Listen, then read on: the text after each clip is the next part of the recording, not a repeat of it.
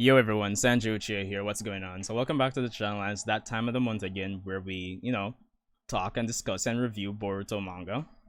Chapter 36 has been out for the last, 24 hours at this point.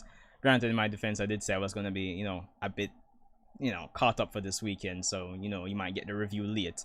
But, the point is, I'm finally at 200 subscribers, so I just wanted to kind of give a shout out to you guys for all the the support that I've been getting, especially since I was stuck in the 90s for the most part for the longest while, and then people just started subscribing. I really appreciate the support, and I hope you guys will stick around for my journey to 1,000 and beyond. So of course, I just thought I'd mix up the format for the Boruto manga reviews a bit, do a bit of a live reaction, and then get into the review. So I hope you enjoyed the video. Rate, comment, subscribe, and let's get right into it. Of course, I won't be including any manga panels in the video.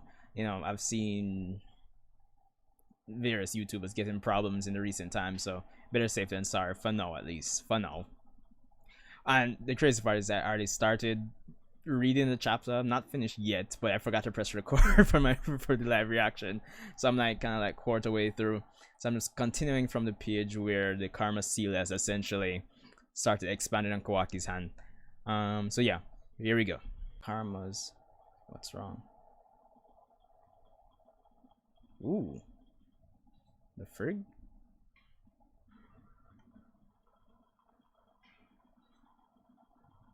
Dog Jigen. Alright, calm down. What's going on? Dog.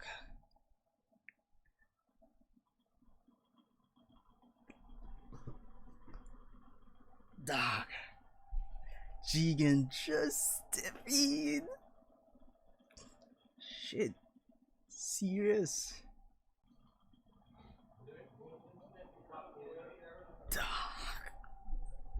Dog. Your room doesn't look like something to me.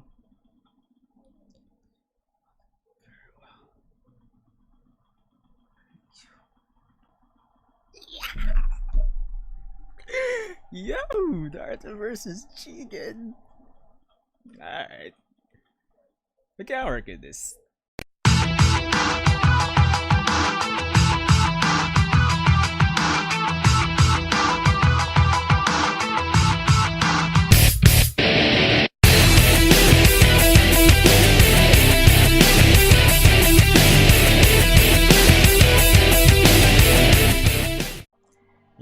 Yo, what's going on everyone? So welcome to the review segment of Boruto Manga chapter 36. Thank you for joining me again for I hope you like the extra live reaction tidbit at the, well, quote-unquote live reaction tidbit at the beginning of the video.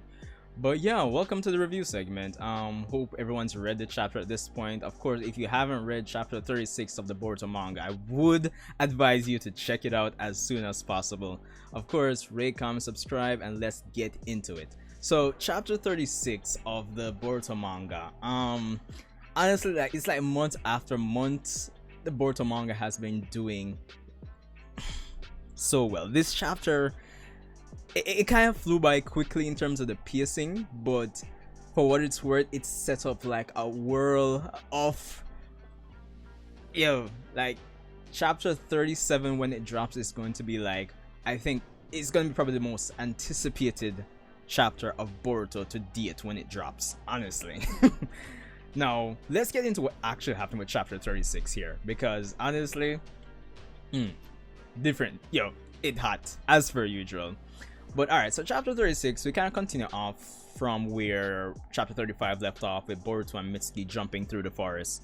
Now, it's at this point that they realize that the karma mark, well, Mitsuki realizes that the karma mark has started to spread across Boruto's body. And we learn that Boruto can't actually initiate or actually activate the karma seal by himself. It always has to be around Kawaki, or when he's in the heat of battle, when he's in danger, which for the most part I'm pretty sure most of us have already concluded. If they didn't already state it, I might be forgetting that small detail if they stated it already, but that was pretty obvious.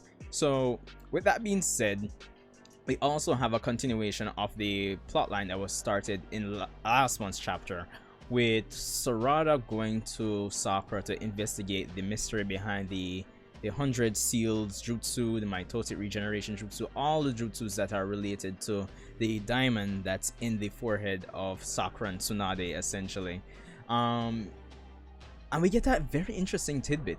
We learn that the seal, even Tsunade doesn't seem to fully understand everything about the seal. It's something that dates back to the time of the Siege of Six Paths. Very interesting things are being linked back to your Tsuki clan, and I like it, honestly. But for the most part, we don't get any more on that, unfortunately. And surprisingly, we didn't even get any Sasuke in this chapter. But I'm complaining, but I'm not complaining. If you get what I mean.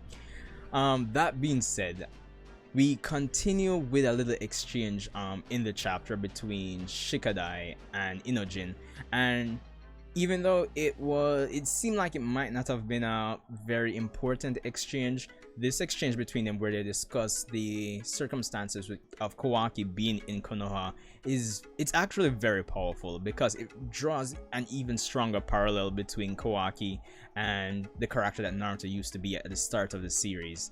And I actually love that. The whole, should we associate with him? Should we do what our parents say and not play with him, or pause or even associate with him? I got that parallel, and it wasn't for any long overbearing amount of time, but it speaks volumes. But apparently, I mean, the characters that would be suspicious of him, it's only natural. Characters like Shikamaru and Tamari, that's to be expected.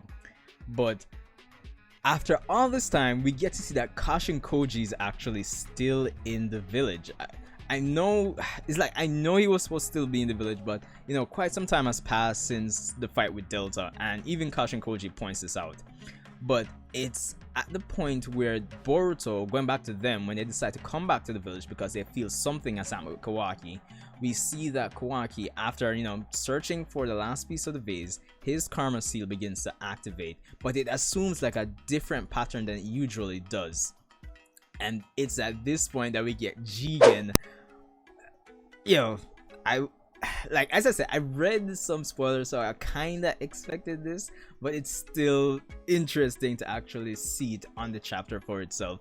We get Jigen, through some unknown technique, find a way to use the karma seal that's on Kawaki's hand to transport himself inside Konoha, inside Naruto's house specifically. And finally we get Naruto facing off against Jigen face to face. Now we got a small scuffle, and for all of those who watch my videos discussing if Sasuke should fight against Jigen now, the small scuffle that we got so far in this chapter is what I was expecting to happen between Sasuke and Jigen, but I guess we didn't get that. Well, granted, we don't know what happened to Sasuke yet, honestly. But anyway, so Jigen points out that he's simply just here to collect Kawaki, and he doesn't want to start any trouble. Of course, Naruto rushes him. He kicks Naruto down, and Naruto makes a note of his speed. And of course, at this point, we see Jigen fire some chakra rods. Naruto eventually assumes his Six Paths and Hand Steel Beast siege mode, and he kicks Jigen off of Kawaki. But before even that, we see Kawaki assume a karma transformation, and he starts growing this horn that's similar to Jigen's transformation when he was absorbing chakra from the 10 Tails. So I found that to be very interesting. That's like a major breadcrumb of shit. We need to find out where the story is going to go. Where do we really go from here? But anyway, the chapter does end with, Jigen deciding to, okay, if I'm gonna get Kawaki out of here, I'm gonna have to just eliminate Naruto. And he assumes his karma transformation. The lines start running across his body, and then Naruto's like, all right, let's tango, man. But the chapter does end there. For the most part, as I said, the chapter did kind of breeze by kind of quickly to me. I don't know. But for the most part, it was definitely a good chapter. Definitely the perfect setup, our perfect continuation, our follow-up to chapter 35. Pacing was fast but good. We got some good content, good character moments. As I said, the moment between Shikadai and Inojin, that conversation really spoke volumes to Kawaki's character. And even even the exchange between Kawaki and Jigen in this chapter, we get to see that Kawaki has fully embraced the notion of supporting Naruto as his comrade, and that's good. And it's not forced. We've seen the build up over the last few chapters, over the last 10 chapters or so, give or take. So for the most part, I can't complain about that at all. No Sasuke. No Sasuke at all. I'm interested to see what happened to Sasuke. Probably will get Sasuke coming back injured. And also, one thing I forgot to note, yes, and Kashin Koji mentioned it, that he's trying to figure out Jigen's motives, his moves, but this is a next tidbit in the chapter. The fact that he could just have teleported himself to Kawaki at any point. It's like, as Kashin Koji put it, what was the point of this whole rescue mission?